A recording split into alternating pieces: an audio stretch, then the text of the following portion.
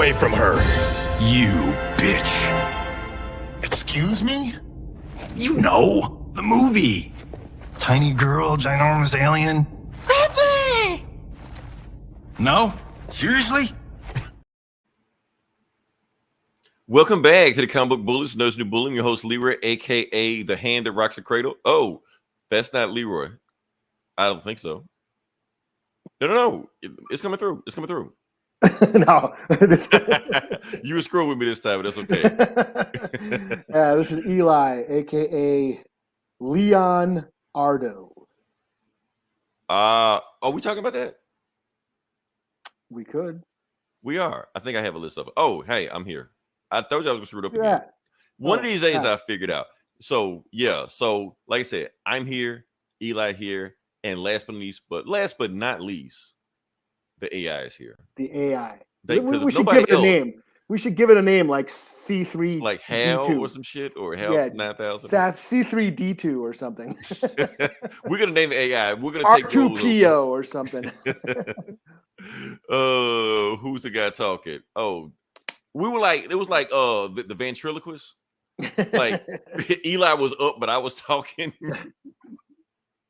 They're like, hi, my name is Eli. How are you?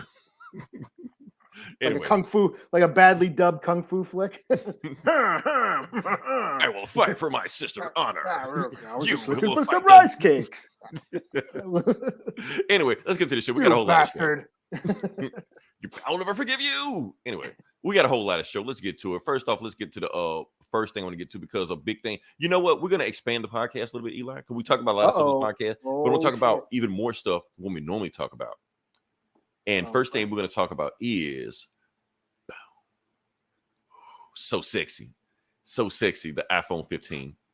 Yeah, the reason I want to talk about the iPhone 15, I know. Now we're gonna put our name in the spot right now. We're going to draw a line in the sand. I want everybody to name what do you claim? What set do you claim? Android or Apple?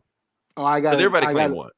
I got an Android. I don't have. You got Android? Okay. I don't have it. I don't have an iPhone because I'm not a 17-year-old girl. So. Well, because they say that the iPhones are sexy. Sexy. That's the thing, but yeah. You got to be. I don't FaceTime. I don't do any of that shit. You're lucky you got me doing this shit. I'm just saying, because you got to pull out the phone. Somebody calling you. With your FaceTime. But here's the thing about it. You know what they added to the new iPhone, Eli? That's why I'm doing the tech news right now. Not yet. No, nothing that extravagant. No, that would be too much for them. This is what they added to the iPhone. They added the charger that you already use. Oh, that's really? What they added. Yeah. Okay. Because I always heard that's a pain in the ass. Yeah. So now that's one of the reasons why I never got one. Right. So now they use the same charger everybody else uses it, and now everybody's acting like they invented it. Even though you guys have been using it for the last 5 years. So here's why I'm saying it, Eli. So everybody in your home that has like a person, a friend or a family member that has an iPhone, and you had an Android, and you weren't worried because you weren't worried about they would steal your cable, because they're not saying cable. Now, they will steal your shit now. Now I gotta hide my shit now. Now you gotta hide your shit. Yeah, but at first you're like, okay, still my shit gonna work. So now they can hide your shit. Not only do you have to hide your Android phone, you gotta hide your Xbox controller, your PlayStation controller, because all that shit use the same thing, because they would steal all your shit. Yeah. So that's what I'm saying right there. And last but not least, like I said, iPhones are for sexy people. That's what I'm naming this segment right here. iPhone are for sexy people. Reason I'm saying that, here's what I'm saying it, because this message goes out to my internet crush. My internet crush. Put peeps, sexy peeps. Did I? I can't spell peep. Whatever. Now that you said that, let's go back to what we're doing. All right. So this goes out to my internet crush. Please get the iPhone 15. I want you and nobody else to get the iPhone 15. Reason I want you to get the iPhone 15 because I'm tired of you posting those blurry ass thirst traps that look like you had Vaseline sprayed all over your damn phone, and you look like you're swimming and look like fog. No, we want sexy pics. We want, the primetime shit. So show off your sexiness. Get the iPhone 15 because the iPhone is made for sexy people. Jake, what you got? The new iPhone extra inch to your. Oh, we have a policy on dick pics. We've said this before. I forgot. What's the policy on dick pics? I forgot. Are you a male porn star? If the answer is no, do not send a dick pic. We don't know. We don't know what Jake does in his spare time. Oh, yeah. I mean, yes. So nobody but Jake send dick pics. I must admit I'm not privy on my male porn stars. So Jake could be like the most famous porn star in the world. We don't even know because we don't. Jake Diggler, fucking Jake Diggler. Jake Jock. At the time, it works every time. Yeah. All right, now keep moving to the next part of the podcast. Yeah. Okay. All right. Hopefully, I didn't misspell any other words down here. All right. So next thing, not that one. Next thing we're going to do is go to Mortal Kombat. Now we're going to talk about Mortal Kombat. And here's the thing: we're going to talk about the Mortal Kombat game dropped either last week or a week before. I can't remember when it dropped. It dropped. That's all I know. It's out. So I didn't play it. Just looking at it before, but we're going to review it anyway because even though I didn't play it, I did watch a Twitch stream of it, and I watched a Twitch stream on IGN. Why? Because IGN is good for nothing else but just watching the movie clips on this stuff like that. Because it was in high definition as far as you can think. What was it like? You got all like it was crystal clear 4K stuff like that. I will say this: Mortal Kombat best graphics in any fighting game right now. So it's gonna sell like crazy. But I don't play Mortal Kombat. Now, if people that don't follow this podcast, don't know much about what I do, I don't play Mortal Kombat because, like I said, I'm a Street Fighter purist. Not because like I rep the Street Fighter set anything like that, but that there's just one rule with fighting games. You can't serve two masters. So if I even start to get good at Mortal Kombat because the combat is so different, I'm gonna say Street Fighter. So I gotta pick my poison. If you're gonna beat me, it's not because I play something else. But the reason we're talking about Mortal Kombat story mode was because I didn't know how bonkers the story mode was. So apparently, this game is a reboot. Okay, Eli, they crisis this game. This is a crisis. New 52. Oh, yeah. They knew 52 this shit. So apparently, Liu Kang became a god in the last game. Rebooted the universe, made the universe in his image, did whatever he wanted to do. But somehow Shang Tsung kind of started remembering the old universe. He's like, hold up, I'm not like a piece of shit. I'm actually like a cold ass villain. So he started like whispering in villains' ears and shit like that, and started turning people on each other, and then started getting crazy and shit like that. Like, okay, I wouldn't expect that to happen. But then it gets even crazier because in the last game had two endings, a good ending and a bad ending. The good ending, Liu Kang became a god, but the bad ending, Shang Tsung won. So apparently in this game, Shang Tsung universe still exists. So it's a multiverse game. It's a multiverse. So like Mortal Kombat versus DC or whatever. Remember that game? Yeah, and honestly, I think the Mortal Kombat versus DC game, I think that's canon to this whole like shit. I think it's there like, you go. Yeah, it's all that. So Shang Tsung and his universe, where he becomes a god, hops over to Liu Kang's universe. He recruits all his people. Liu Kang recruits all his people, and just an all-out war where everybody just fucking fighting. Everybody was kung fu fighting. Yeah. So that's the story mode. So basically and then it turns out that there's a bigger, even multiverse than that. So everybody's a guy in the multiverse. Everybody's going nuts, so crazy and shit like that. And that's kind of how they explain how they can kill people and people keep coming back. They'll kill somebody in one universe, but just bring another dude in another universe, bring him over, and there you go. So that's the story. So I just wanted to briefly talk about that. I didn't know how insane it was. It was very interesting. It was about like 3.5 hours. So it's like an action movie. I'm talking about just the cutscenes of the storyline, just cutscenes. Yeah, just that. So it was like a movie onto itself. So these games are getting like, as far as like story mode, they're getting pretty long. Yeah. Oh yeah, they're longer than movies. That's what I'm saying. Like this was the Snyder cut.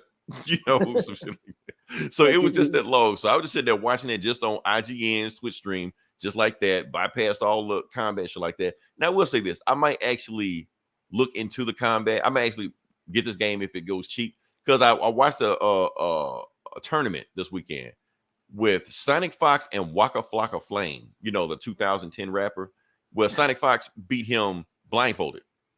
Because he was playing a guy that was blindfolded. Yeah, so he beat him. I thought this was pretty fun. The combat looks more fun than the other Mortal Kombat, because that's something I never really liked the old Mortal Kombat fighting style. It felt like too stiff like that. This feels like that also, but I feel like they got some other stuff in it that maybe I can get into it.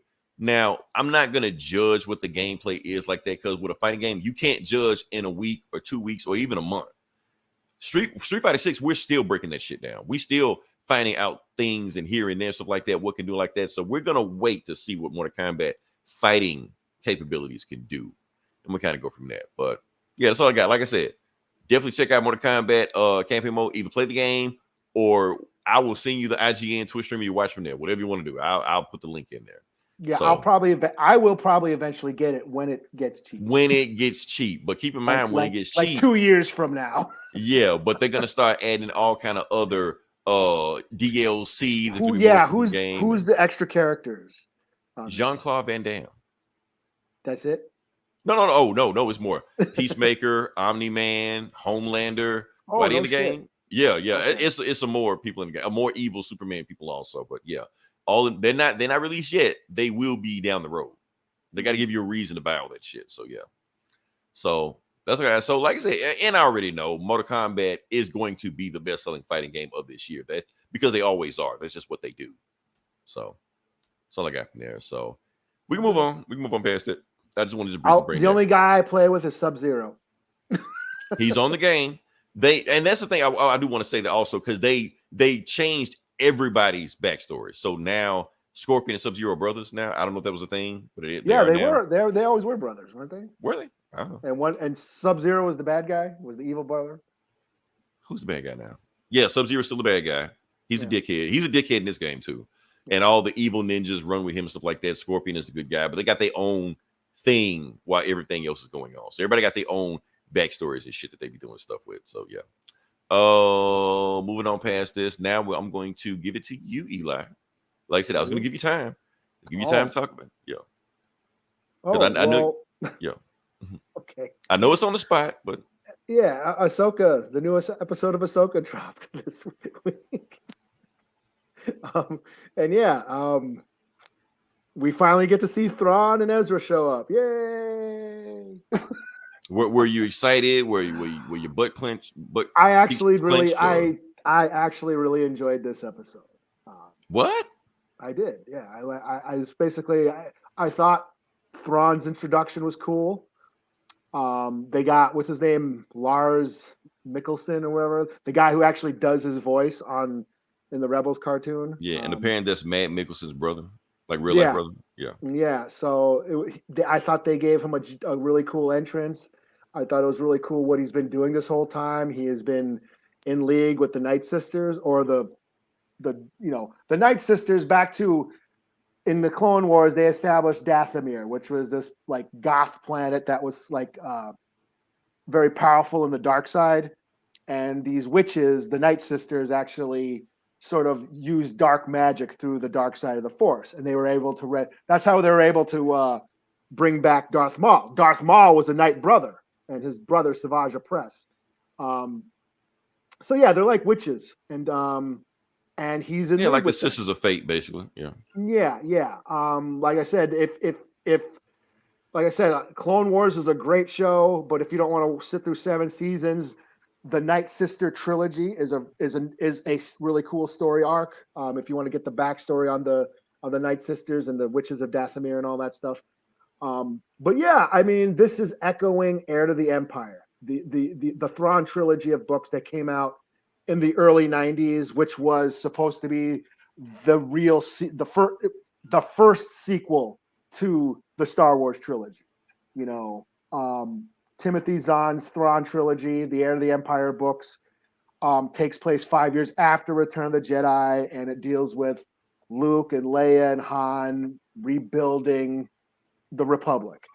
And Thrawn was the big bad guy of that story arc. And he basically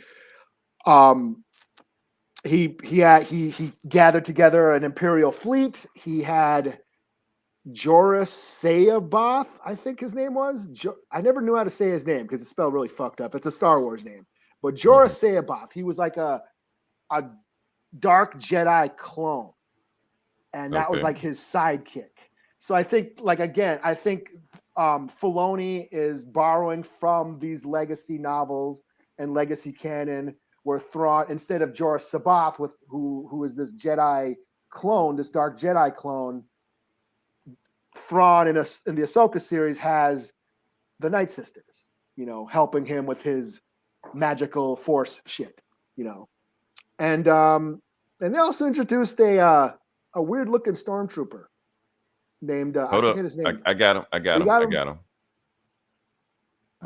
Yeah. I got him. Here we go. No, those are the Night Night Sisters. Night Sisters. Yeah. No, There's Thrawn. I don't have him. Damn it, my bad. I thought I had him. I thought I got him. I didn't get him. Yeah, Enoch is what his name. I remember his Enoch. name. Yeah, I mean he there's like theories about him being some sort of a there we go, like zombie or something, like because the Night Sisters are oh there you go like, yeah, look at this I got shit. him. Yeah, I don't go put him back up. Okay, so he's not a thing. He's not. He's a brand new character. Okay. My first reaction to him was like, what the fuck is this Caligula bullshit? Right. But I guess it's supposed to like that face is supposed to be like a Night Sister's face, which doesn't make sense to me either. But he kind of reminds me of I don't know if you remember Excalibur, that movie Excalibur about like from the 80s, Liam Neeson from the 80s and shit. Yeah. Mordred, King Arthur's son, his bastard son, with his sister. Mordred, King Arthur and Morgana's son. So yeah, and when you think about it, the Star Wars, story arc kind of borrows from Arthurian legend. Yeah, I mean, unapologetically, they do that. Yeah. So in Excalibur, Morgana, King Arthur's sister, who was a witch, disguises herself as Guinevere and bangs Arthur. And then then she has a son named Mordred, who's evil and tries to take over the kingdom. And at the end, King Arthur has to fight his own son, Mordred. Anyway, Mordred had like golden armor that looked just like that. So I thought that's what I thought of. I love anybody. Hey, Excalibur is an awesome movie. I watched it in high school English class, stoned. I remember like being in the alley behind my school, like smoking the weed, like, oh, I got to get to Glasser. We're watching Excalibur in English today. Like, but anyways, that's what that Enoch guy reminded me of. But they're saying like there's theories because the Night Sisters are like sort of like necromancers, that this is a fleet of zombie stormtroopers or whatever, or ghost stormtroopers. Okay, so that's a fan theory. I thought that was just like fact, like everybody just. Well, there is a story. Well, there's a few of them. Even in the Clone Wars, there's a zombie Clone Wars like arc but there were worms. There were like these worms that got into the clones and they became undead and like they were like zombie clone troopers and shit. And there's also the Death Trooper novel. So that there is stories in the Legacy universe where that references that. But yeah, but the Night Sisters do have these sort of like these magical powers that sort of reanimate bodies or whatever, or can keep bodies alive, so to speak, or whatever. Okay. So yeah, I thought that was pretty cool. And then of course, we finally get to see Ezra. Right, Ezra, who is one of the most illest Jedis ever now, Praise Jesus. Yeah. And it was kind of a bittersweet reunion between him and Sabine. In the Rebel series, Ezra had the hots for Sabine the whole time, and she always kind of blew him off, because he was younger than her. He had a crush on her, so there's always that tension, and she was always a few years older than him. But then you can tell, throughout the series that she misses him, that she's always sort of, misses Ezra, and that's, and the fact that she may have had feelings for him too. So I understand why Sabine is doing what she did, as far as like, helping, these new Jedi, these dark Jedi, and the what's her name, Morgan something, helping them, Halen Bane and Shadi, whatever. I can't remember their names. I remember they look like Scotty Too Hottie or whatever. Anyway, I can understand why she's like sort of aiding the bad guys. You know what I mean? Because she misses her friend. someone she may have had romantic feelings for, but she probably might have, brushed him to the side because they were fighting a war. You know what I mean? They didn't have time. They didn't have no time for love to bloom on the battlefield. Yeah, they're too busy whipping ass. So I really enjoyed the episode. I thought it was really cool. As a Rebel fan, it was nice to see, these characters I've been waiting to see finally show up. I thought I was expecting really you to cool. shit on this episode. I really was. No, I'm like, I think, like, I'm finally getting, like, my beef with these shows have always been the pacing and the storytelling angle. Like, let's move things forward. I think they stall a lot to get to sort of divert in directions just to build other shows. Like, we just stay on plot, please, and get to it, So that's what I was waiting for. The trip down Anakin Lane, I was like, I'm not going to start bitching about Anakin. But no, we're finally moving forward, and that's what I was waiting for. And I felt, and I thought Thrawn's entrance was cool. The Chimera, his Star Destroyer, that's been referenced in the books and comics and on Rebels and stuff. We finally get to see his Star Destroyer in live action, and he's got some weird gold plating on it, like he's done repairs. Whatever universe they're in, he's doing repairs on it over there and shit. So he's been busy, he's building up his army and shit. So, and that's what I think they're doing now. With the introduction to this new universe, they can stay there. And might as well, just stay there. And fuck the Skywalker shit. Just bring us something. Take us off in new directions. This is what this franchise. Yes, this is what this franchise has needed for decades. Get away from the or the Skywalker legacy, the Skywalker saga, and just bring us in new directions. And they have this new universe or this new galaxy. Fuck it, they can play in and do whatever they want. Yeah. Build a whole new set of stories, a whole new universe. So, no, I really dug on it. So I don't know. Do you want me to? I can save it for the comics, or I can do it now. It depends. Knock it out. Go for it. Okay. So as I mentioned last week, I write for I've been writing for A Tribe Called Geek, and I'm working on my Quinlan Voss article. Quinlan Voss is the native adjacent, or the native. What'd you call him? The native coded. Yes, race coded. Yeah. Yes. Yes, it's a fresh batch of ideas. Yes, Andrew. Thanks for listening. Yes, that's what Star Wars is needed, instead of kind of being taking what's already been done and then stretch it out. Oh, this character that was in one scene of Empire, let's give him, let's just stretch the scene out and explain what he was doing in the bar drinking and shit like that. Why? Yes, and they shoot him as soon as he gets there. And we know what happens. We know what's good. Like, that was the thing with the Obi-Wan series. Oh, cool. Well, welcome. Well, shout out to Andrew Barnes. Yeah. Yeah. I know we do this late. We're kind of night owls. We're kind of vampires around here, but thanks for listening. But yeah, that's the thing of like the Obi-Wan series. No one, Aunt Beru and Owen, Luke, none of them motherfuckers were going to die. So there was no tension in that. While there's no stakes involved while watching Obi-Wan, because you know what's going to happen. And with this new galaxy, they it's like you said, it's a fresh batch of ideas and it's new directions we can go in.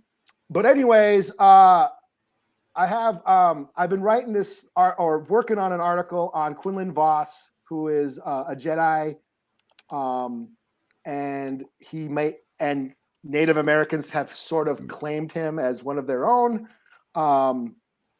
So I've been reading a bunch of old Star Wars legacy comics with Quinlan Voss in them, and I stumbled across this story arc called The Infinity's End. So Quinlan Voss is a Jedi who he's a good tracker. So there's your first native stereotype. He's a good tracker. He wears war paint. He has tribal war paint. He comes from like tribal people. He what is it called?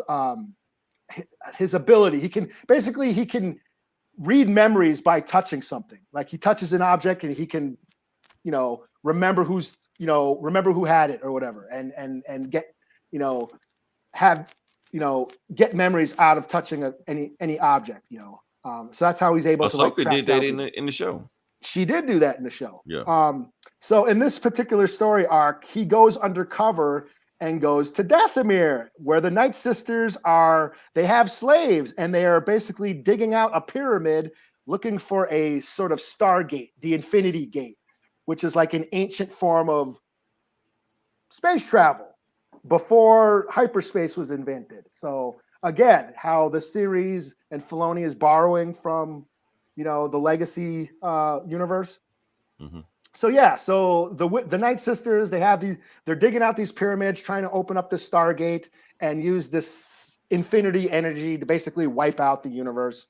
Quinlan Vos goes there and disguises himself as a slave and basically takes on the Night Sisters. And there's also these like different factions of Night Sisters. There's different like tribal like warfare going on with the Night Sisters. Like they're all kind of out for themselves, and trying to basically fucking each other over. Different tribes are attacking each other, yeah, they ride rancors and shit. The Night Sisters are pretty cool. So yeah, anyways, I read this story and it the other day, it's like 4 issues, and yeah, hey, it's got the Night Sisters, the Dathomir, they have these ancient ways of hyperspace travel without using hyperdrives, which is being referred to in Ahsoka, only they're using those whales and shit.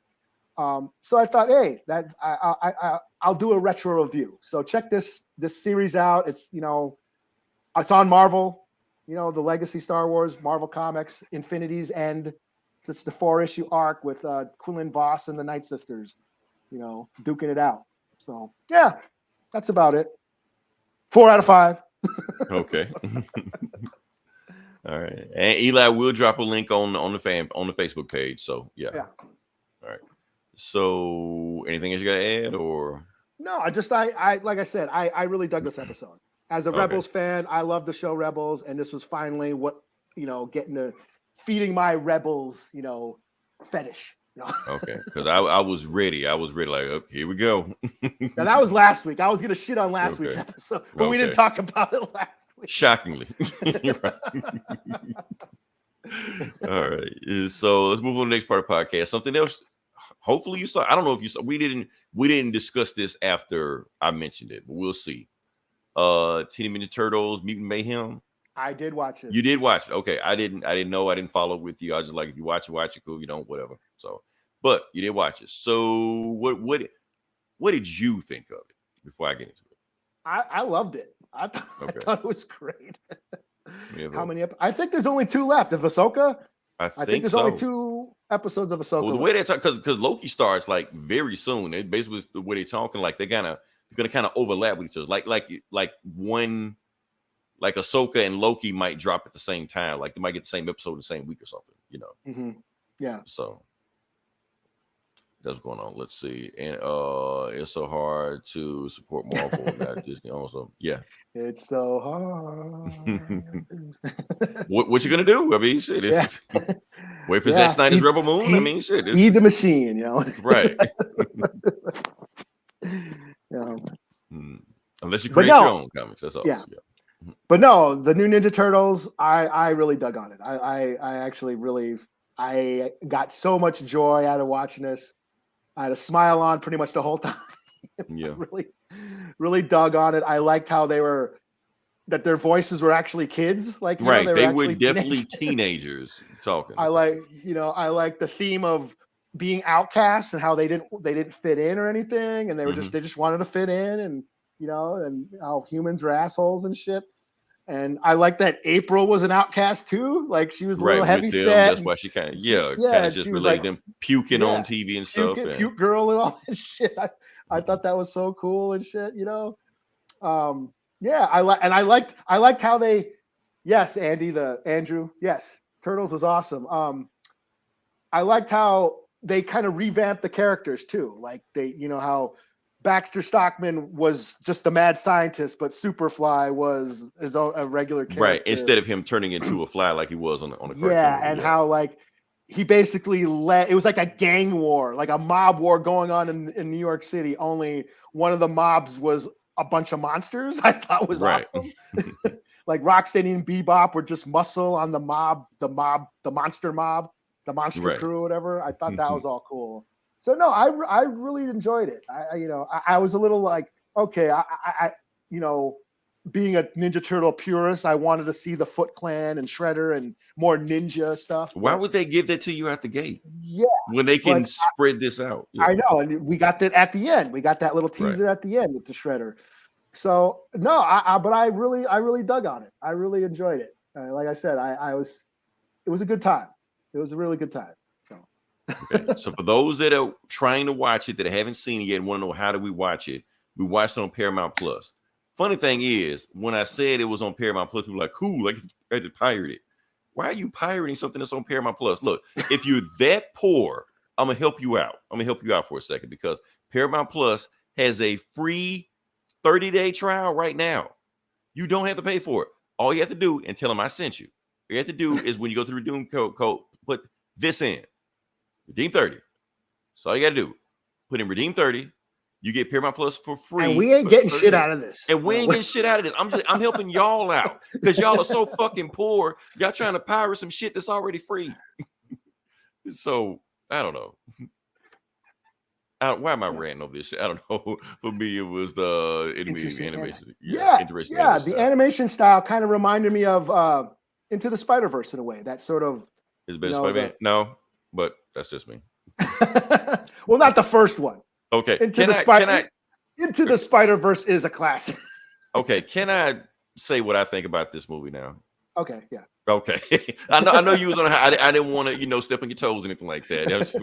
Paramount Plus also. Yes, it comes with something. If you get the regular version, you can get a version without a Showtime that is cheaper, like $3 a month. But yes, the version that I'm talking about, the version I'm giving you for free, comes with Showtime. So yes, that's how I watch. What the fuck I watch on there? I don't know, some shit. Showtime got some shit ass shows on it, but still, it's free. Here's what I think about. Yeah, so shit ass shows. Here's what I think about this. I know everybody is high on their horse about this movie. Honestly, this movie made me feel old. That's what it did, man. It just made me feel old. It was so much TikTok Zoomer slang going on, vibe check, and all this shit they were saying. I'm like, not my Ninja Turtles, right? And I get it. I'm an old man yelling at clouds. I get it. I understand. Where's my America? I thought this was America. This is America. I get it. Because if people like it, that's cool. I was watching it. I almost felt like it did feel like it was a bunch of 40-year-old dudes trying to write for 15-year-olds, which is cool. That's what you're doing. That's fine. I did feel like, because my Ninja Turtles, I felt like when you talk about Teenage Mutant Ninja Turtles, this movie was more focused on the Teenage Mutant than the Ninja Turtles.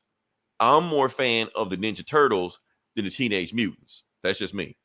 So when they go there, I want the ninjas, the Foot Clan, the Shredder, and do all this shit. That's what I go for. I want the Frank Miller parody. That's what I'm here for.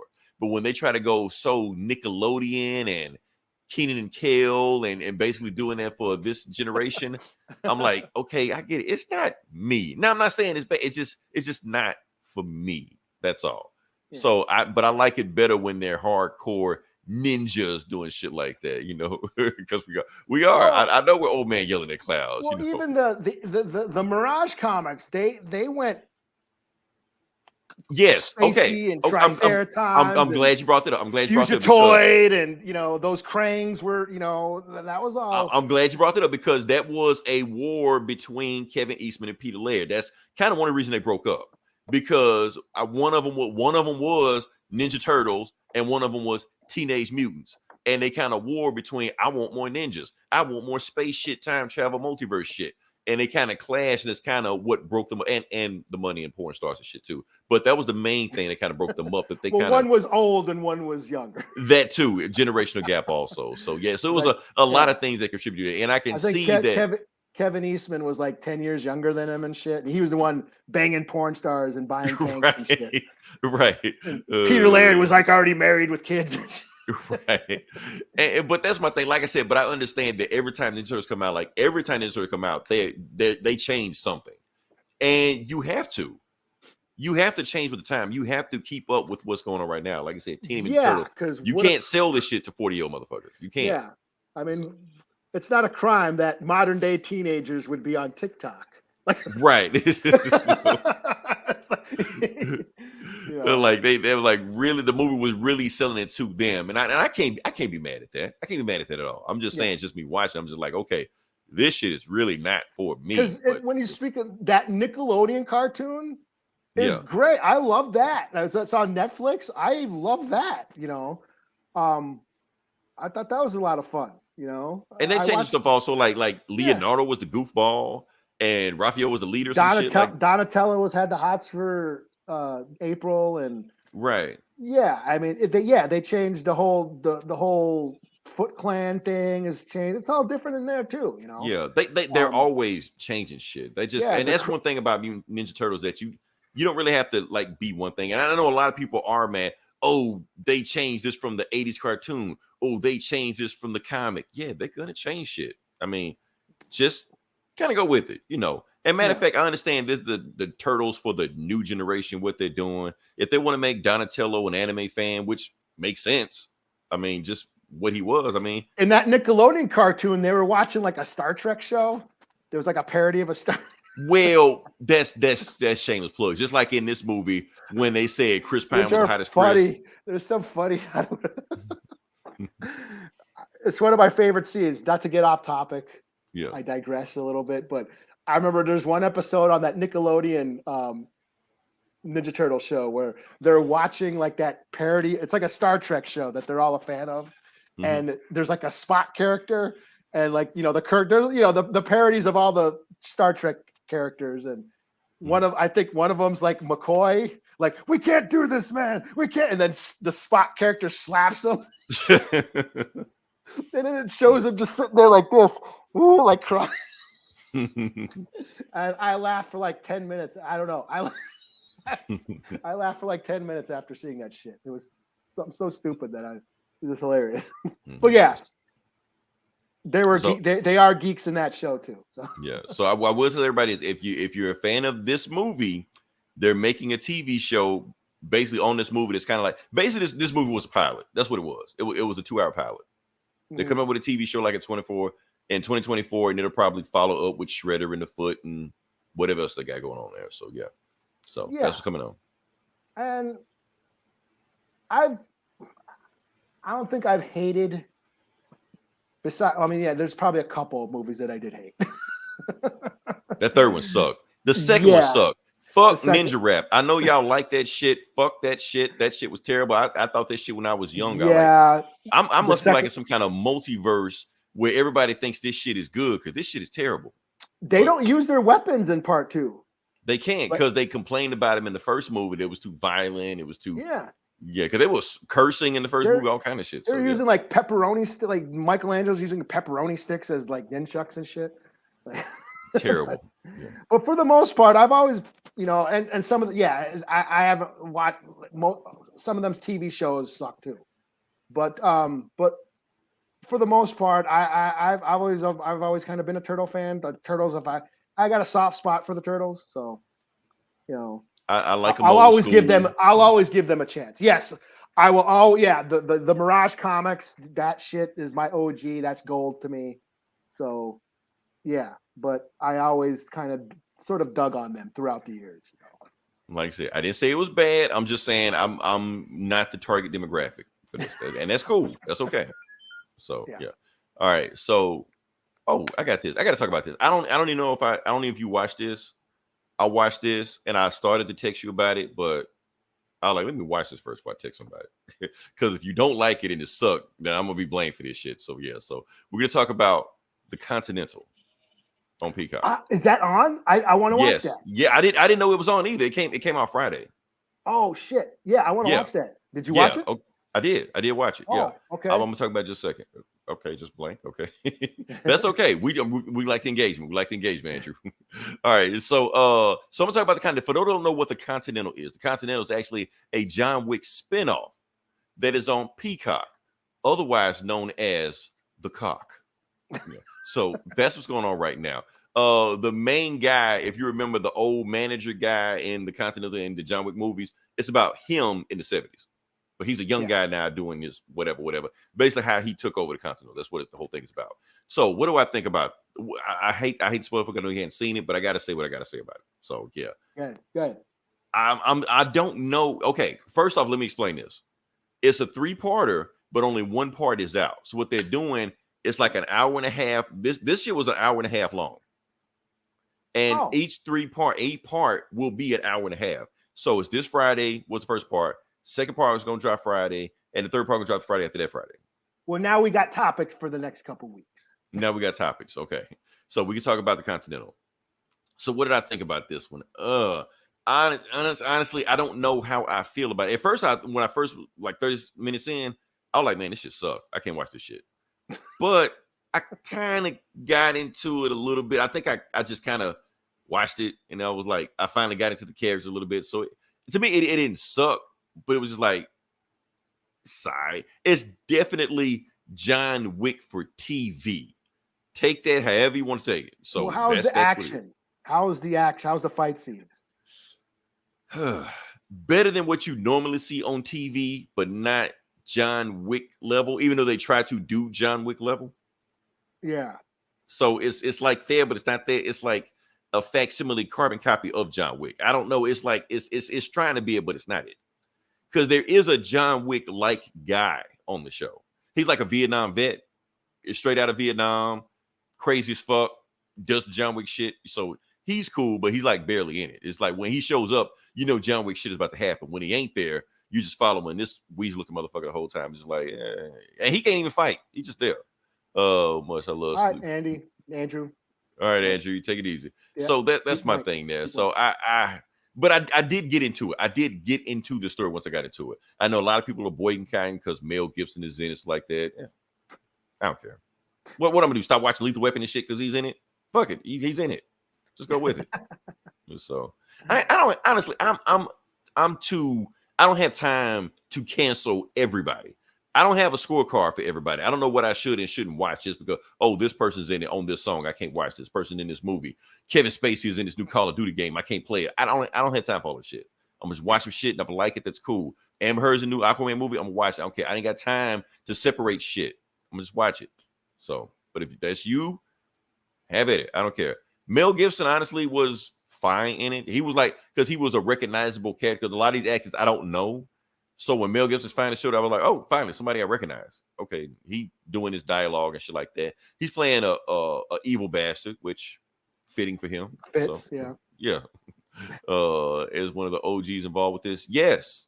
Wait, you mean making this or in the show? Because the main character is the manager of the John Wick movies. The guy that gives John Wick all the information, shit like that. Like he's the main guy. I can't remember Prescott or something. I don't know, some shit like that. That's who he is. So I like that. I think I can't really form a opinion of it until I watched the show because it did end on a cliffhanger. Even though it was an hour and a half, it ended on a cliffhanger. So, and I don't know, like you might like it better than I did. I don't know. I mean, it looked cool. Like I saw the trailer and I thought, that looks cool. So, and I want to watch it, but I didn't know it was on this weekend. Yeah, like I said, it dropped on Friday, so I hate to spoil it for you. I hate to put a bad taste in your mouth, but just watch it, see what you think about it. We'll talk about episode 2 next week if you give you a chance to watch it. So, yeah. So, that's that.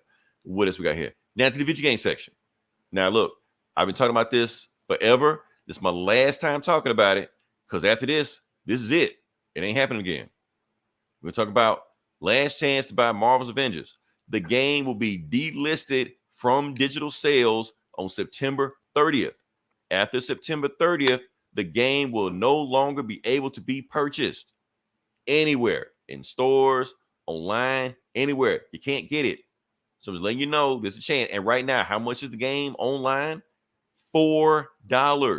The game is $4 right now. When I mean $4, I mean $4 for all the DLC, all the costumes, all the taunts, all the takedowns, everything on there. $4. They give you the entire game. Like I said, let me see if I can give a little bit over there. Yeah, like I said, I recorded. This is my gameplay. I played on there. I can't remember when I did this a couple years ago, so like that. Like I said, you got full moves on there. It's 4-player. You can play it. I kind of just go to training mode and just kind of like fuck off a little bit just to do shit, you know. Give you a little bit of hulkness on there. I just like this one because he can like smash people together and just smack the fuck out of them. You know, I just like that shit. He's my big bruiser. So like I said, you got a bunch of stuff on the game you can just do even for $4. Even you just play it for 2 days, 3 days, or a week. I promise you will get your $4 worth out of this game. Like I said, I put a lot of hours in this game just breaking down a whole bunch of characters.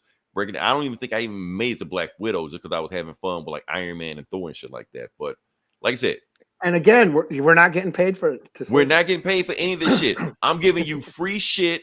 I'm telling you where to get $4 worth of shit. Cheap shit, you know. And I don't get a dime for any of this. Like Paramount's not paying me, Marvel's not paying me, Disney's not paying me, nothing like this.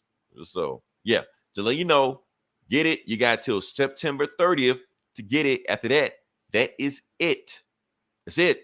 You won't see the game anymore. So that's all I got. I'm done. All right. I got all in my system. Okay. That being said, can we move on to the next part of the podcast? Mm-hmm. Okay. Like I said, it's Comic Bullies. We're talking about comic books. We're going to jump into it. Eli, I'm going to let you go first because I think you got some good shit. Well, actually, you know you got good shit. You tell me what you got. Okay. Yeah. I will. Yeah. I got some By shit. the way, I like the background. It's like you actually read. You know?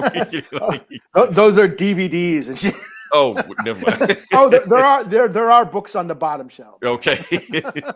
But all up here is all DVDs and shit, Blu-rays and shit. Okay, well, I will start out with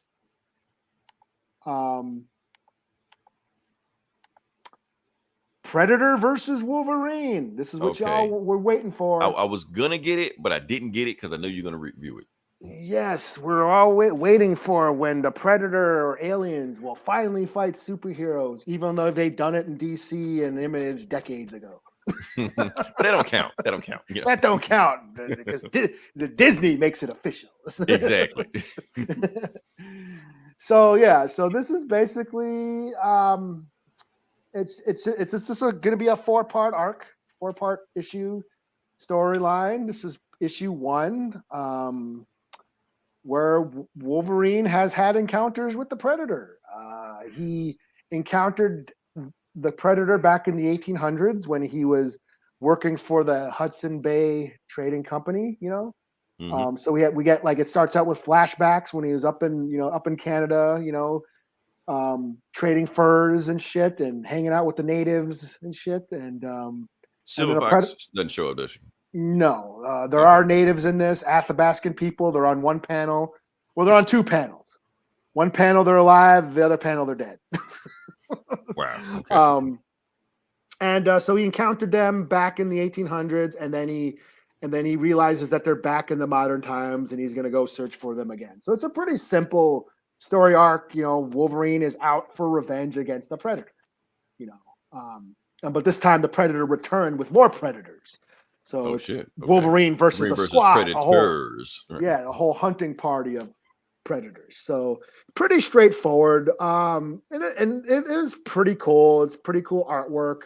My only gripe is they put natives in it only just to kill them.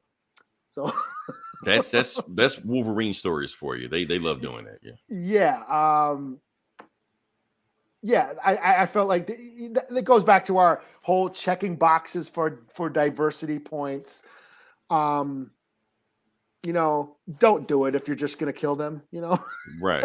If they're going to advertise, we have native representation. Like, no, this does not count. Yeah. Yeah. Especially where they had killed. Like, why did the Predator kill these people? Like they weren't doing anything. They were just chilling. Right. Like the Predator normally kills people that attacks them. He just like, they're, you know, so it didn't make sense. It almost feel like they were just judging off what you're saying. Like they were trying to capitalize off prey.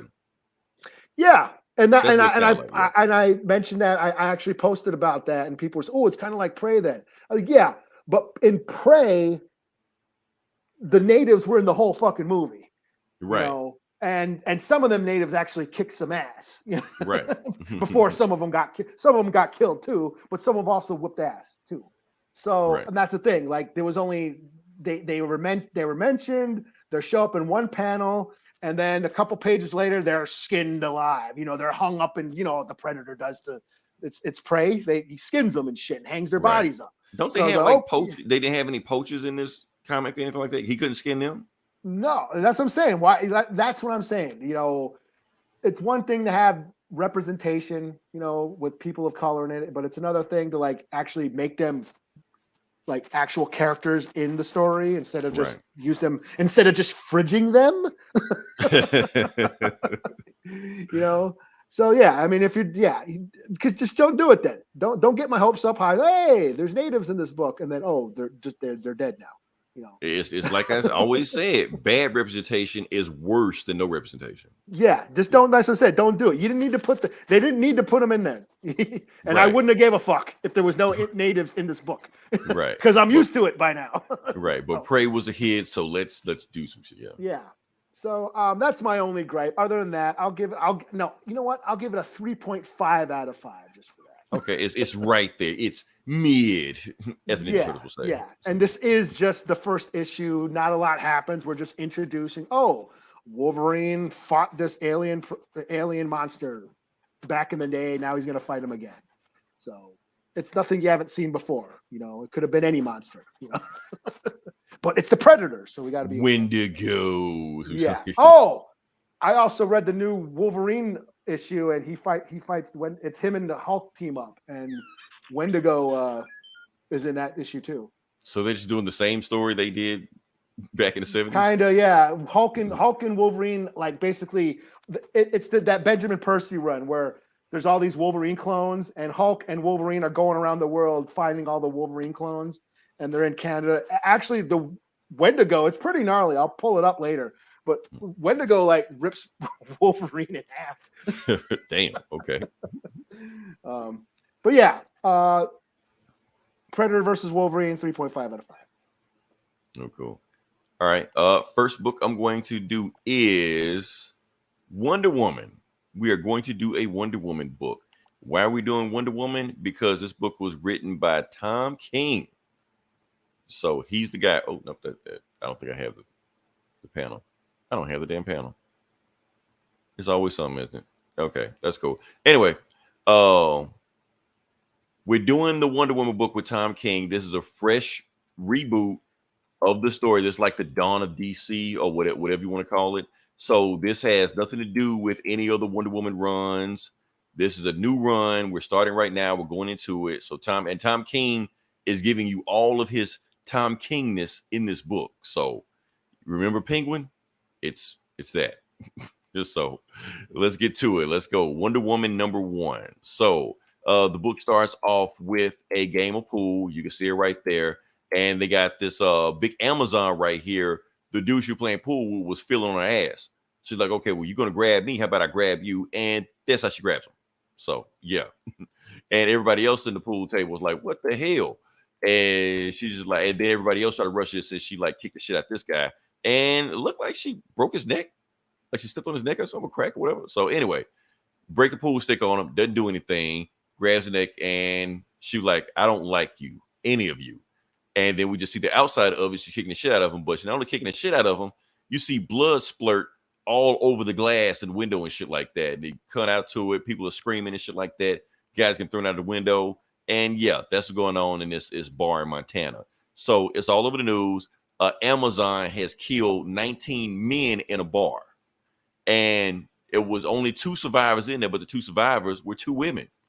So apparently there's like an Amazon serial killer right now. Is that what's going on? So the whole nation is panicking right now because they're thinking that Amazons are starting to wage war on America. So they decided to call a task force. So where's my guy? This is my guy right here. So he gets this guy right here gets a text saying we need you to come in for the Amazon to lead our Amazon task force. So he's with these 2 guys right here. He was like, okay, I just got a text. Yeah, I was supposed to be friends with you guys and get cool with you guys and find out who you really working for. But I got to speed this up because I got to sign to another mission. So that concludes our business for today. And he takes off his glove, which got an iron fist, and shoots both of them in the middle of a restaurant in public. And while he walks up, everybody else in the room screaming and shit because he just killed 2 people in the restaurant. and he just hands the bartender or the manager. He was like, "Look, I know they're gonna ask some questions. All you got to do is just give them this card, and they'll send somebody to clean this shit up for you, and they'll probably pay you for your services, and you don't have to worry about it anymore." And he hands him the card, and his card says Sergeant Steele. So that's the new villain of the arc or whatever, like that, Sergeant Steele. So yeah, I'm bypass that. Don't care. Okay, and now so they cut to like about a few weeks now. A few weeks have passed. He headed the task force, and he's going around collecting Amazons, kicking Amazons out of America. And he has started the Amazon extraction event or some shit. I can X. That's what they call X. And they're going around kicking out Amazons, finding Amazons, and telling them you got to leave the premises right now. That's what they call Amazon extraction entity. They really want to do that X thing. They don't want to remind you of ICE. That's the thing. So and he's saying like, so, okay, why are y'all still here? And I know you got your adopted daughter in there right now. He's like, that's why we haven't left yet, because we have to assign, because we're trying to find a way to keep our daughter, because our daughter lives here, even though we immigrated here from Themyscira to America. They're like, well, when y'all leave, we'll find out what to do with your daughter. Until then, you got to get the hell out of here. So while they're doing all that, the other Amazon, the wife of the team, starts killing some of those axe guys and starts going crazy for Themyscira for paradise, and they light her ass up. And apparently they have anti-Amazon bullets that go through Amazon, shield and shit like that. And now she's dead. And the wife just saw other wife just saw her wife die, while their daughter just seeing her mom on the ground bleeding out. So that's what's going on with that. And then meanwhile, the government is covering everything up. They're trying to make it seem like it's a peaceful extraction, not saying that they're killing Amazons and not leaving and kicking them out and arrest them and all this shit like that.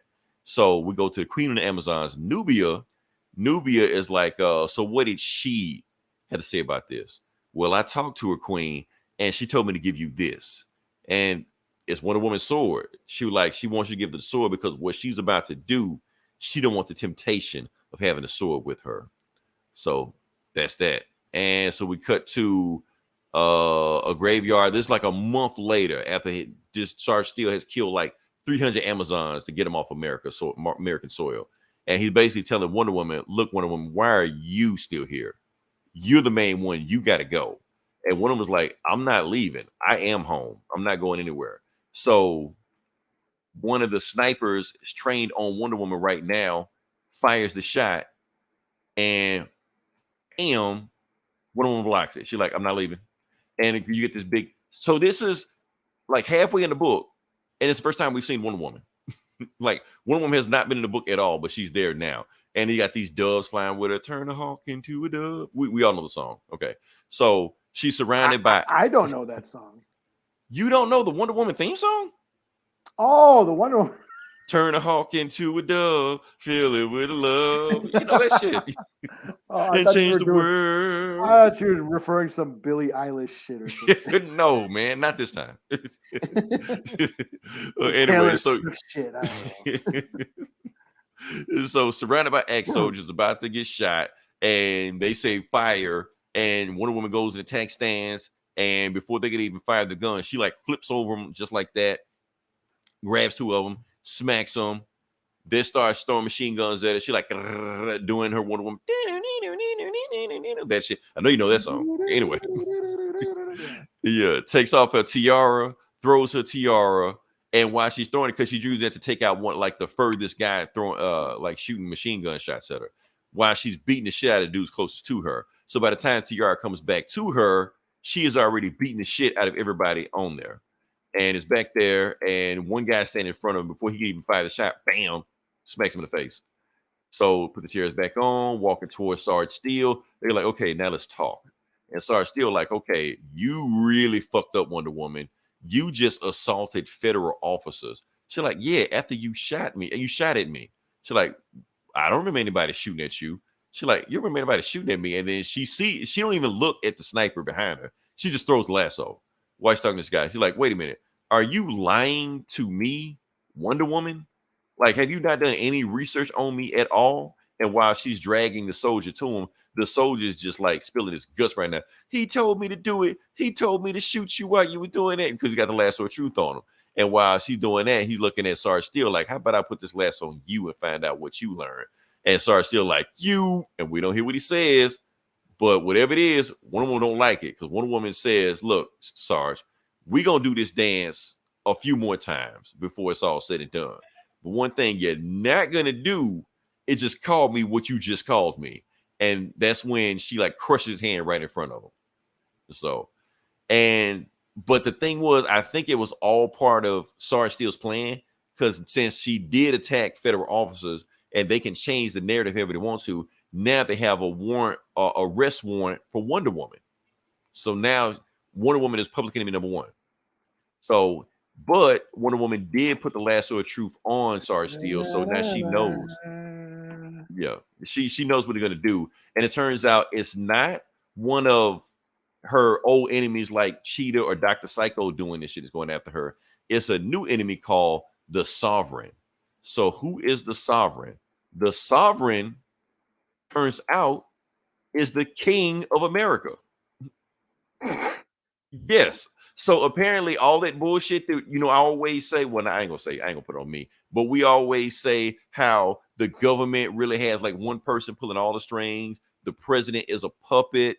All our government are just put into place and they're just pretty much just doing this one wheel, this one guy. That's what it is. Why? Because he has the lasso of lies. To be continued. So this is the man. This is the man. That's the the guy. man. The man is holding me down. The man doing this shit. That is the man. That's the man we're talking about. That's who he is. He's been the guy the whole time. So yeah. So like I said, Time King on a Time King. It's funny that, like I said, that's all there is of Wonder Woman in this Wonder Woman story. Like it's all about all this other stuff going on, all this political intrigue, and there's a whole other story. Like, because basically, I didn't get into it, but the whole thing about like the men of America are saying they don't like the Amazons because of their way of living, because of how they think that they're better than other people, and they don't have traditional values because they don't have men in their lives, and they're coming to destroy our. It's all this right wing, left wing. It's all there. It's all there. It's interesting to be in a Wonder Woman book because Wonder Woman books use like wacky, crazy shit going on, the magical bullshit. Now you got this all political intrigue shit going on up there. I'm curious to see where it goes from here. So, like I said, it's like almost like Tom King wanted to write this for a Black Label book. And they're like, nah, make this the real book. Like, okay. So, yeah, that's what I got. But no, I'm gonna give it a 4 out of 5. I like this, even though I wish there was more Wonder Woman in this Wonder Woman book. But go with it. So, all right. Cool. So, yes, what you got? I guess I'll do Nightwing 106. Back to DC. Back to DC. They're taking the summer off. Yeah, so it's been a while since I read a DC book. No more Night Terrors and Night Terrors took up all my DC books pretty much. So I'm back to reading Nightwing again. So this is the new story arc. Basically, we start out back when Nightwing. It refers to we get a flashback back when Nightwing lost his memory and all that shit, and he was hanging out in that bar. Rick Grayson, something like that, and the bar. He knew this bartender named Beatrice or whatever. I forget her name. But he gets a package, and that addressed to Nightwing like years ago, and then we come back to present day time. Dick is like, there's a package for me, but it turns out it has somebody else is after it. Then we cut to Heartless, the new baddie who's ripping out people's hearts, and he's working with Tony Zuko and shit. He's trying to basically take over Bloodhaven and shit. It'd be like the new mobster in town. So they go raid this this underground like pirate bar or something, because they're after something. And so Heartless and Zuko go there, but it's gone. Whatever they were after was gone. And then Nightwing shows up with the cops, and oh shit, this looks like Heartless, blah blah blah blah. So they're transporting the bodies, and Nightwing notices that the ambulance goes off course, so he starts following the ambulance. And then he goes into the ambulance. It turns out all the ambulance and the driver, the paramedics all like thugs. So he goes into the ambulance and he gets locked inside the ambulance, and he has a whole fight scene inside the ambulance, kind of like Cap in the elevator, you know? Okay. You know, so they fight in the ambulance. He's kicking all their asses, and it turns out the ambulance ends up driving onto a ship. And so they're on a ship, they're on a boat, and then he gets out of the boat and he's like, gets out and this is the not the ocean master, what are they called? The ship master or something. I can't remember the villain's name, but it turns out it's Beatrice, that bartender he knew. She's all in like a pirate. She's a bad guy. Yeah, she's all in the pirate outfit and shit. Oh, damn. He's like, okay. Hello, Nightwing. You know, and that's where it ends. So kind of like a, you know, this kind of goofy, like, oh, he's some sort of pirate treasure. He's modern day treasure hunt. But it still feel like it's back to basics. No Titans showing up and shit like that. Titans were Beast in this Boy book. And he's in Titan's Tower. He's, you know, all that. So it was fun. I'll give it a 3.5 out of 5. It's like it's a little on the goofy side, but yeah, it's like a pirate intrigue in Bloodhaven. So yeah. Okay, I deal with it. Okay. All right. So next book I'm going to do is Catwoman number 57. Yes, girl power. Girls get it done. I read this. Oh, did you? Okay. Mm-hmm. I didn't know if you're going to read this, and I almost bypassed this until I realized that, oh yeah, it's another Gotham War book. I forgot. That because I guess they skipped last week or something. I don't know what they did. So yeah, I picked it up because of the Gotham War thing. So yeah, the Gotham War thing right there. So like I said, this is part 3. I thought this was gonna be like some kind of cyber thing. No, it's a direct continuation of Gotham War. So we'll just get to it and just see what we got from there. So yeah, so we got picking up right where we left off, where Vandal Savage turns out he's the one that bought Wayne Manor. Batman's about to smack the shit out of him. Of course, he can't because Vandal Savage is like a 1,000,000-year-old Neanderthal, and he just grabs him. He's just like, no, Batman, you're not going to fight me. Like back in the day, I would have, you know, villaged and invaded your mansion to take what I wanted. But now I can do it with a simple phone call. Matter of fact, Batman, if you ever try to punch me again, I'm going to call the police and just have them arrest you. That's all I got to do. I don't even fight you for this. So he just leaves and that's it, you know. And now Batman's at his parents', you know, grave, crying, "Mother, father, I failed you. They took me." And while he's doing all this, Catwoman's just like, "Yeah, he's losing it. He's out of control."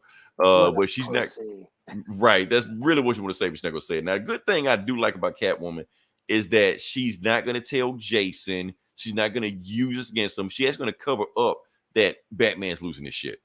You know. So she like, yeah, I know he's losing it, but that's okay. But anyway, recruit the team. We got a mission to do.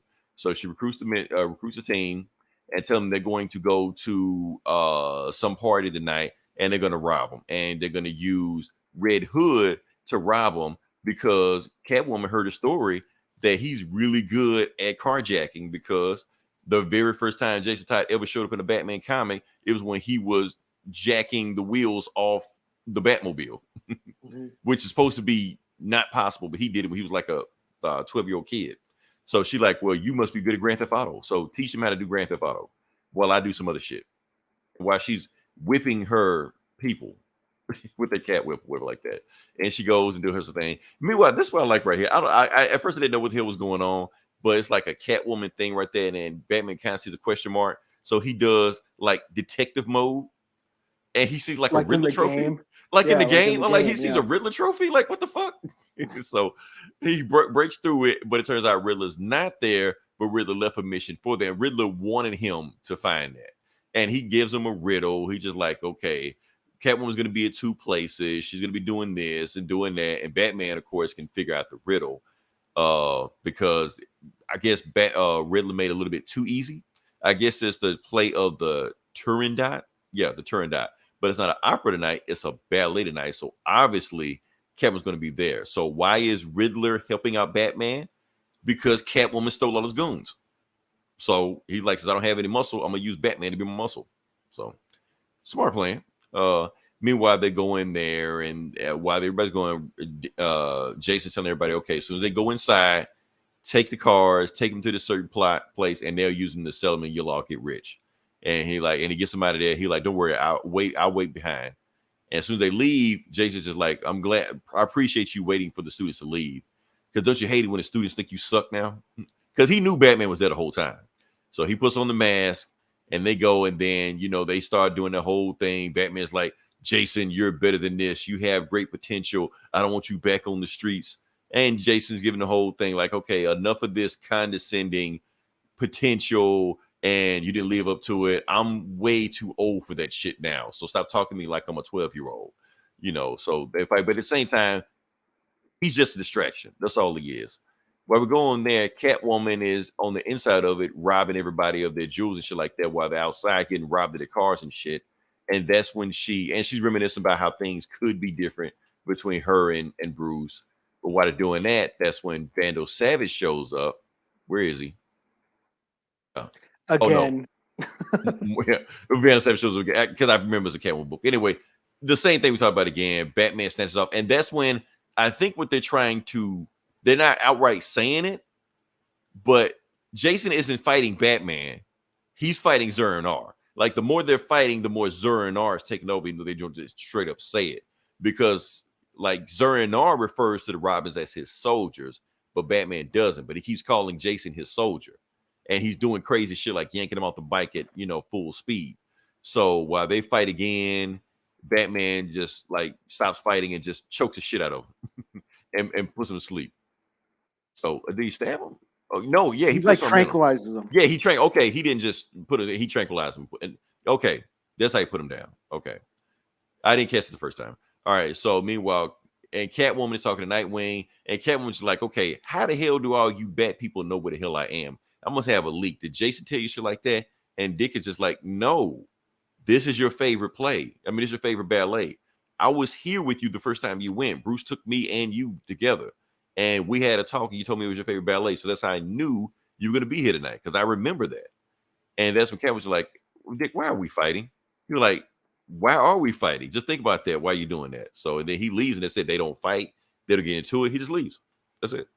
While they're on the dance floor, that's when Vandal Savage shows up. He was like, if you were married to Bruce, I would have took you too along with the house, And basically telling him, like, you might want to join me, Selena, because you don't. You're gonna have a whole lot of friends that won't be your friends shortly. So you might as well join me now if you don't join me later on, And she's like, no, I'm not doing that. And then she walks off, and that's it. You're like, okay. So Jason wakes up, and he doesn't realize, and that's when Batman's telling. Now, honestly, I think Batman's back. I think Zur-En-Arr's going to Batman's back. Now, that's what I don't even think he knew what he did. I think that's what's happening. Yeah, that's why Jason started to realize, okay, yeah, he's cracking up. So, and that's when we realize, yeah, he's trying to get in contact with Celine's trying to get in contact with Jason. Can't get in contact with Jason. Trying to get in contact with Marquise. Can't get in contact with Marquise. Her number 2 lieutenant. And the reason she can't get in contact with Marquise, her number 2 lieutenant, because Marquise is on the phone with Vandal Savage, her father, because she's not Marquise, she's Scandal Savage, one of Vandal Savage's many, many, many, many kids. And she's been undercover the whole time spying on Catwoman. Why? I don't know. I guess we'll find out later on. But yeah. So Vandal Savage, it's a whole nother plot going on. Why? Because why is Vandal Savage here? Why is Scandal Savage here? Why is any of his kids here? We could just have just a simple Civil War Gotham style story, but we got all this Justice League, Justice Society shit going on. So when next Darkseid gonna show up? I mean, what the fuck? So yeah, I don't know. Yeah, like I said, I was really excited for this. Now I'm like not anymore. Right, because I was really, like I said before, I'm rooting for Selena. Right. But now it's like getting away from her. It's not about her anymore, and we're not seeing her shine and be a badass versus Batman, which is what I like to really see. Yeah, she was barely in this book, and it's her book. Yeah. And we're all with this Vandal. Now they're going to team up and go against Vandal Savage. I'm like, I don't fucking care now. Right. And that's how they're going to get back together and make up and also like that. Yeah. I know. I want them to be on bad terms. That was an interesting story where Catwoman did accomplish what Batman never could. Right. That's and at first I thought they were trying to almost play it like, okay, maybe Catwoman put Vandal Savage on Bruce. Like, no, she don't even know why he's here either. Like, he's just here. So. And his pride and ego is what is the reason why he won't let it go. Right. You know, and which Jason says that. Yeah, like, yeah.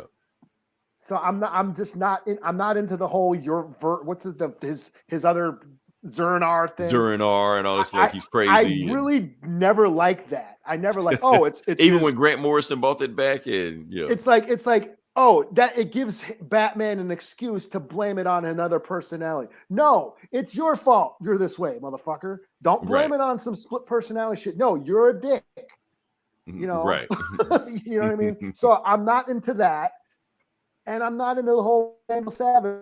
Now his daughter's involved. I'm like, I don't know, man. I liked it a lot better when it was just, no, Catwoman is basically running Gotham the right way. Yeah, it's Batman don't know what to fucking pieces.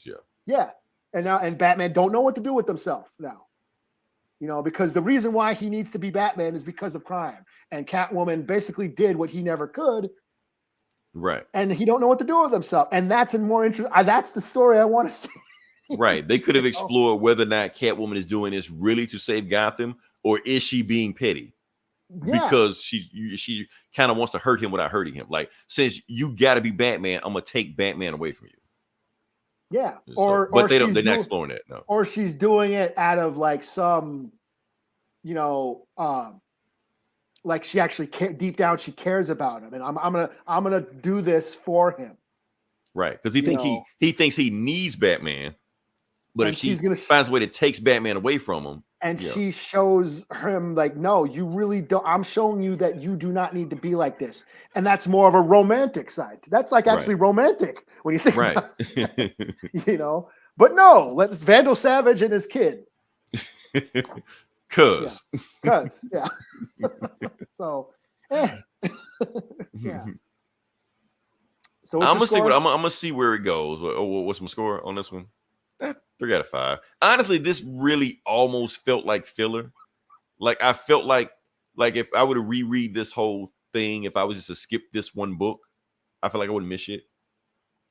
Because we already saw Batman and Jason fight already, like the issue before this. Or and like pretty much saying the same shit before. Yeah, unless you read the next issue and it's Vandal Savage and his whole family. Right, more kids pop up and shit like that. Vandal Savage uncle, Vandal Savage nephew.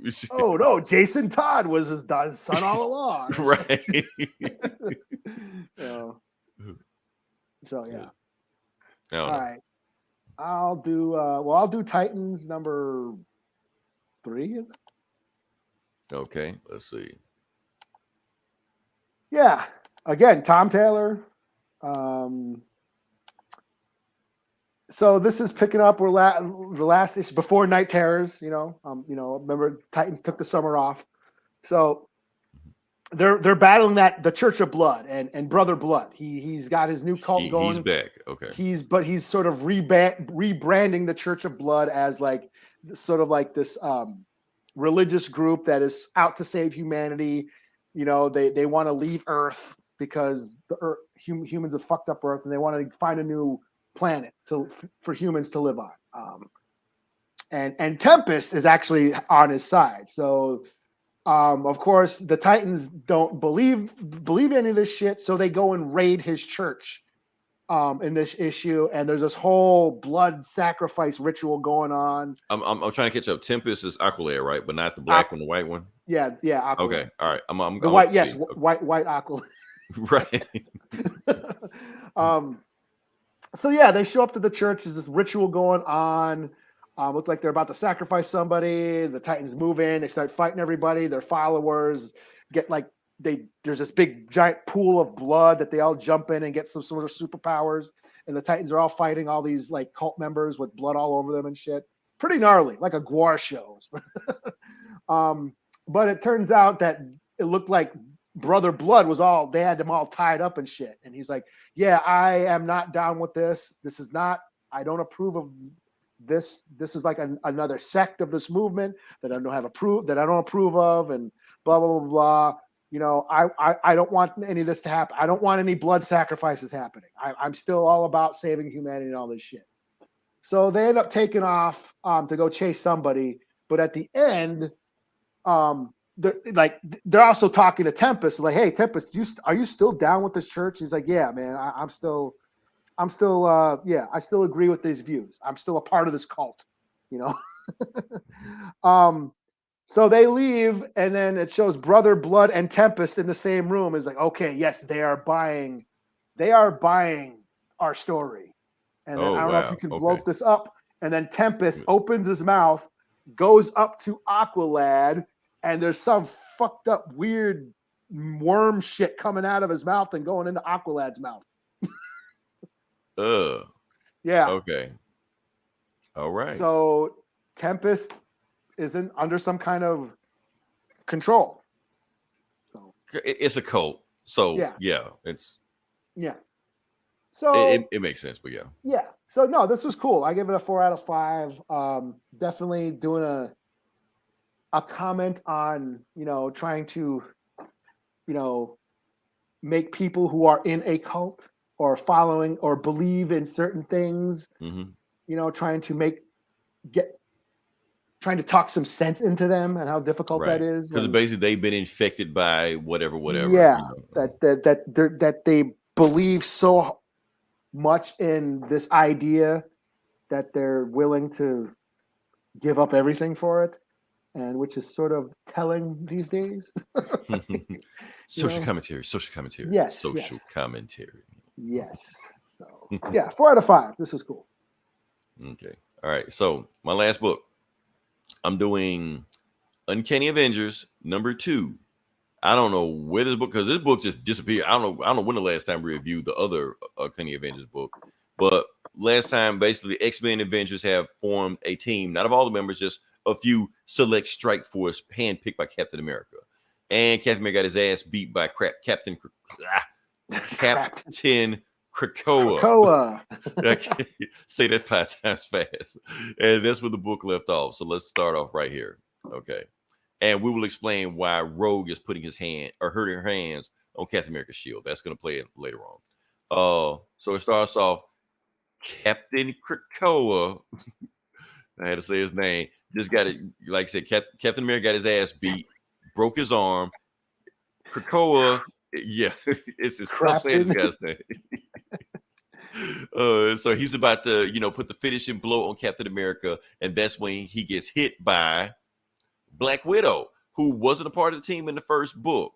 She just showed up. She's just here, and she has a sniper rifle, perched on top of a bunch of bodies of dead Orca soldiers, which I thought was pretty cool. Also, like she took all that time to set that up so she could make the perfect shot. And she was like, "Sorry, Cap, my aim was off a little bit. I meant to shoot the guy in the jaw, but it's okay. I'm playing one more shot. Just hold him down." While they're doing that, he tells Quicksilver, "Go, while I'm dealing with this guy, you go get the other guys to find out what they're here for." So he smacks the hell out of one of the Strucker twins before he keeps going. Goes there, runs into the base, and he finds them stealing a nuclear warhead. So before he can smack the shot at him and stop them, they hit him with tear gas, which takes him out. They headbutt him, they gun butt him, and he's out. So Quicksilver is that easy to take out. So, okay, all right. So they drive off with a nuclear warhead. They board their ship. Meanwhile, the Mutant Liberation Front, who is made by Captain Krakoa, I gotta say his name slow, otherwise I'll fuck it up. And they beat the shit out the X-Men. I'm sorry, who's books again? Avengers, X-Avengers, Uncanny Avengers, Uncanny Avengers. Whoever, they beat the hell out of them guys. And and Deadpool shows up. "I'm gonna beat your ass, Captain Corsage." And he just says, "Shut up, clown." And then just shoots some shit at him, just takes out Deadpool like he's nothing. And then they float up to the X-Men jet, which they stole, if we remember, called the Thunderbird. And he's like, "Okay, X-Men and Avengers, whoever just the X-Men." He's like, "Next time you show up, swear allegiance to Captain Krakoa, or I'll beat your ass again." And they fly off, and they say, meanwhile, Black Widow hops in an old Quinjet trying to get a hot pursuit, and then the Strucker twins blast her out the air, and she's done. But she ejects right before she's out. So, and that's when the X-Avengers squad show up, and they got one member that didn't get away, And Psylocke is like, okay, tell me everything you know before I start chopping off arteries and shit. He's like, sure, I'll talk. Humanity first. So he got a cyanide pill, bites his tooth, and he's dead. Yeah. So yeah, so they're just that crazy. So yeah, they go back to the base. And so, like I said, Captain America broke his arm. He didn't have a healing factor like Wolverine and Deadpool, but he will heal in time. But until then, he's got to do something to keep it going. So apparently he has a spare arm that Bucky had laying around the house. So he's using that in the meantime to heal himself. So now he's wearing a shield, throws the shield to see how it feels. He's good. So that way you get a chance to heal and shit. So, and that's when the X-Men show up. And they're like, okay, Cap, we got something to talk to you about. Yeah, we are taking over the team. You're no longer leader of the Unity Squad. They're like, because you got your ass beat and we're not moving fast enough. And we feel like that we can run this team better than you can. And that's Black Widow like, okay, yeah, y'all not serious. And Cap just like, okay, y'all are talking crazy. I'm Captain America. Like, what the fuck are y'all doing? So anyway, while y'all figure this shit out, whatever y'all trying to do, I'm going to handle the lead that got going on to try to see if we can use it to take down Orcus. And that's when Deadpool is just like, oh, man, you mutants are funny. And I thought I was a funny one because all you X-Men do is you get your ass beat. And this Rogue like, I don't have time for your jokes, Wade. You're like, what jokes? Look at y'all. Y'all got Mutant Massacre 1, Mutant Massacre 2, all the Infernos. I don't even know what the hell a decimation is, but it's bad. Every time you X-Men turn around, you get your ass beat. Meanwhile, Captain America has led the armies of some of the most popular victories in the multiverse. And y'all upset with him because he got his ass beat once. Meanwhile, the one guy that is on y'all side, y'all trying to kick him off the team and take his spot. Like, think about that for a second. Y'all trying to get rid of Captain America.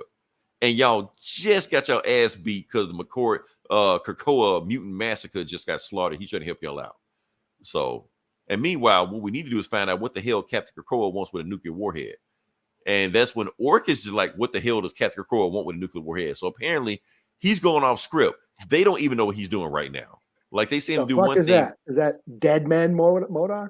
That is just MODOK, just regular ass MODOK. Is he asleep? Not Brodok. No, he's thinking, contemplating, laughing, and shit like that. But it's just regular ass MODOK with Dr. Stasis. Basically, they don't know what the hell Captain Krakoa is doing. He's like doing all they keep saying is that, well, when you resurrected that soldier, you knew he was gonna go off script. That's just what he does.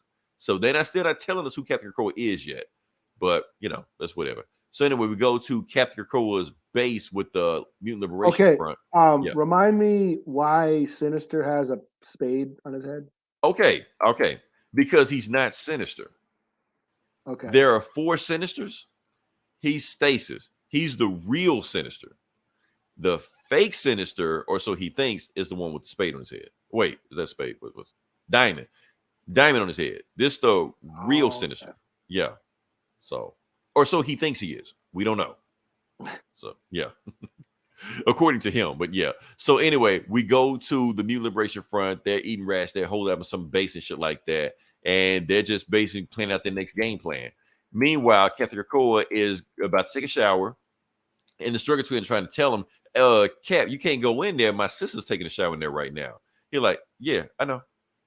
He just walks in. And he walked in there with his sister, and he takes him out. So whoever this guy is, apparently we're supposed to know him.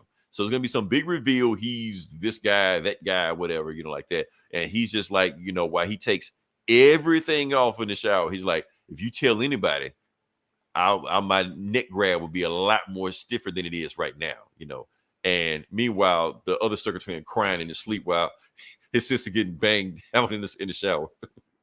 So yeah, so what's going on next? So Cap's talking to Ben Urich.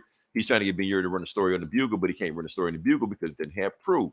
If you run a story right now, Orcus has the media under their control. They can spin the narrative however they want to. So Cap, give me proof, and we'll figure this out. Meanwhile, Orcus, that nuke, well, not Orcus because it ain't them. Captain Krakoa stole that nuke and buried it under Empire State University, and has a clock ticking down from 12 to whatever. We continue. So pretty sure Miss Marvel show up in the next book or whatever like that, but that's it. So not quite as action-packed as the first one was. It feels like they're trying to throw in this X-Men drama in there. Who's the real leader of the team and all this shit. So, yeah. I think can I guess who I think Captain Krakoa is? Sure. Okay. It's Hydra Steve. That's what I think. No, it's not Peter Parker. No. Not Peter Parker, not Cyclops or Dr. Doom or shit like that. There's like or Tony Stark or something. Tony Stark. Or Red Skull. Red Skull may be back. Maybe. So we'll see. All right. That's all I got. I'm booked out. I'm done. Really? You didn't read Superman? No, I had those three. I'm like, I'm good. I have done enough. Did you read it? I did, yeah. Trying to remember what you think about it?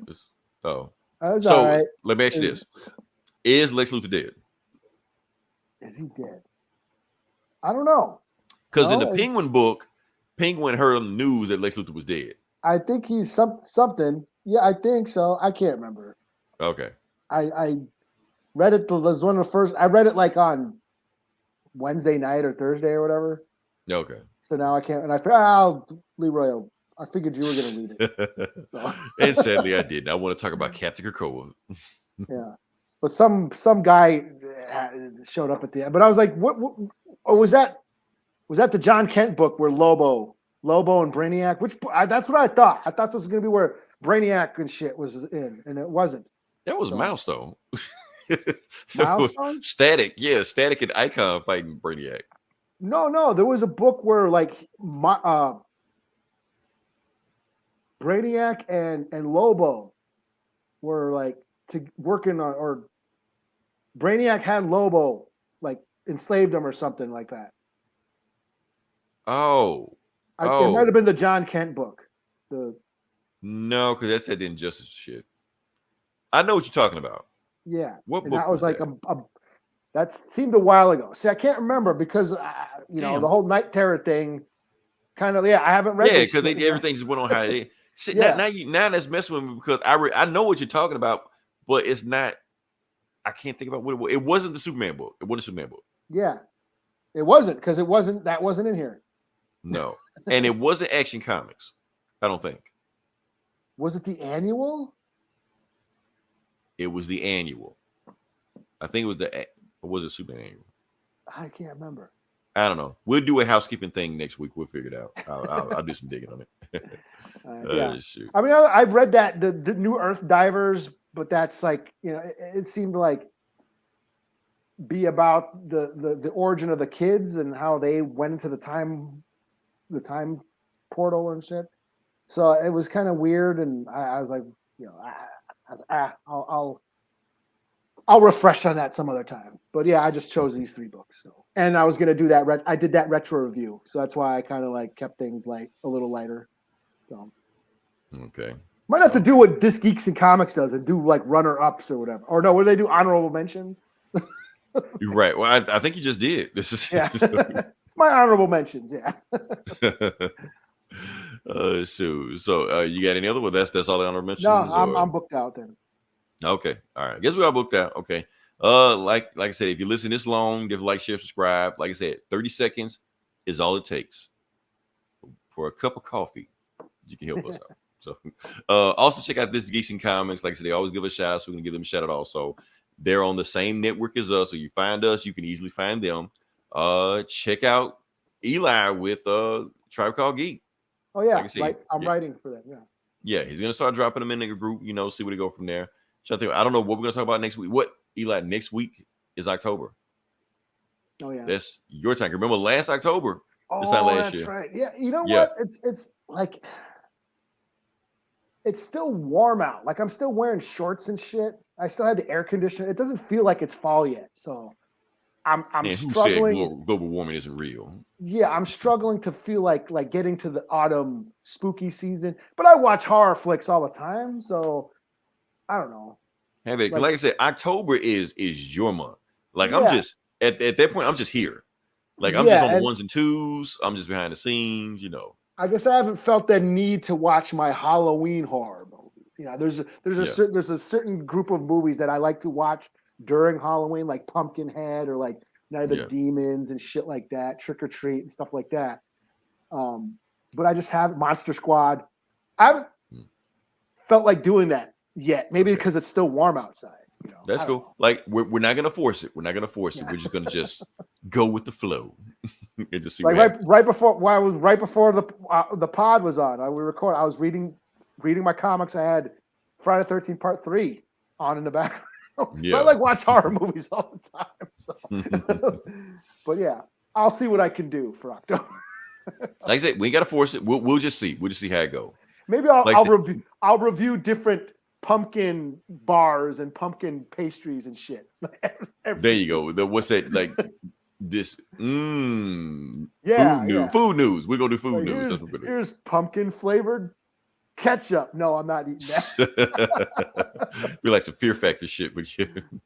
Yeah. All right, but check us out next week. We don't know what we'll do. We'll do something. We just know it'll be October. But until then, it's Leroy. This is Eli. Talk to you guys next week. Same bully time, same bully channel.